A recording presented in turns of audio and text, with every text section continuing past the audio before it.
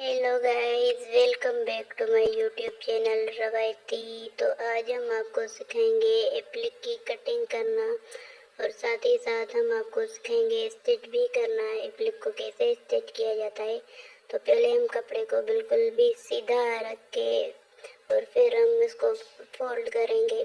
कपड़े को आप देखिएगा आगे पीछे जो है ना कपड़ा ना हो, क्योंकि एप्लिक का फ्लावर बनाना है तो हम इसको चेक करके फिर ही बनाएंगे। अब हमने इसको सीधा कर लिया, अब हम इसको कट लगाएंगे बीच में। देखिए ऐसे कट लगाना है, कट लग गया। अब हम इसको ऊपर किनारी वाला कट लगाएंगे। पहले हम फ्रंट से कट लगाते हैं क्योंकि फ्लावर है तो फ्रंट से ही कट लगेगा। कट लगा लिया हमने। अब हम किनारी वाले कट लगाएंगे और किनारी वाले कट भी आपने ऐसे लगाने हैं कि दोनों साइड से एक जितने हो कट, आगे पीछे ना हो, क्योंकि फिर वो डिज़ाइन में मज़ा नहीं आएगा। तो कट लगाते हैं हम किनारी वाले।